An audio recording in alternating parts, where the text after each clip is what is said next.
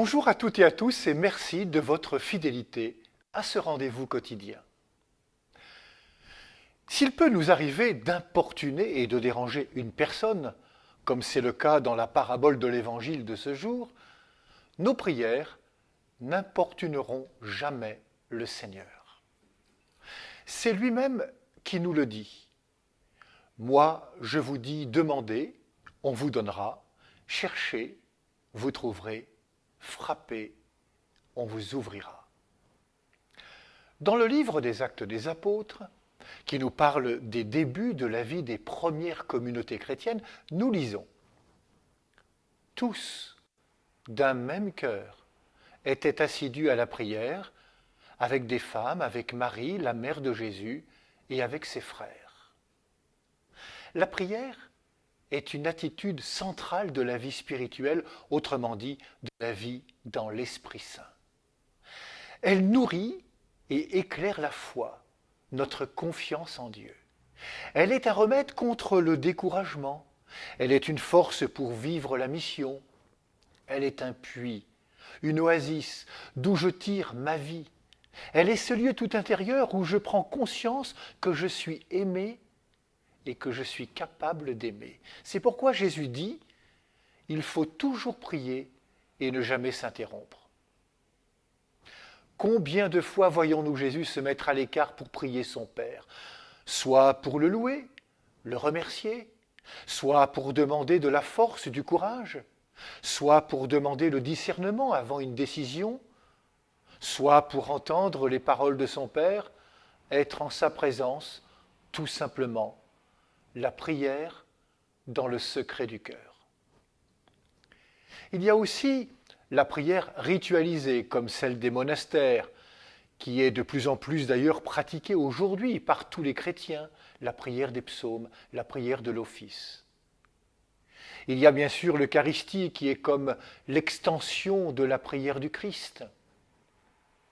Il y a cette prière du Notre Père que le Seigneur nous offre et offre à toute l'humanité. La prière de tous les instants, la prière en plein vent, au cœur de la vie quotidienne, au travail, dans la rue, dans les transports, etc.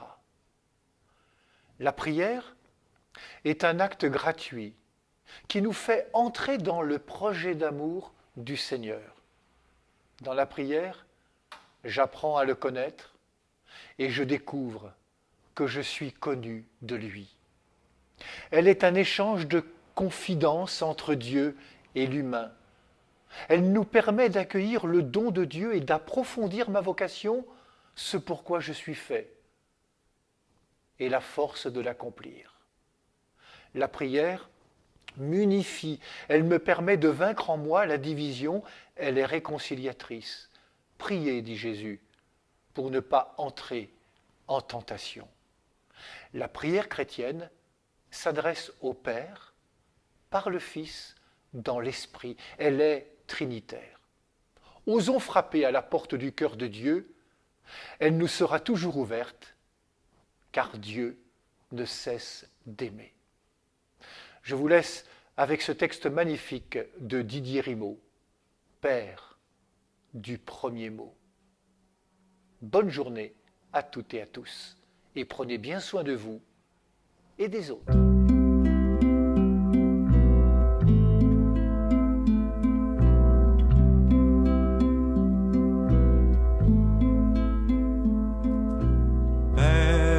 Du premier mot, Père du premier mot, jaillit dans le premier silence où l'homme a commencé.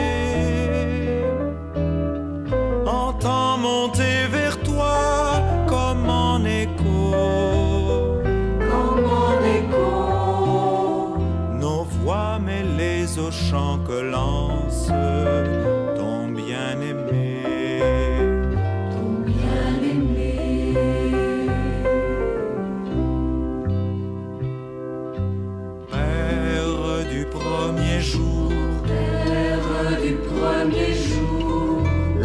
Sur les premières terres, au souffle de l'esprit, voici devant tes yeux comme en retour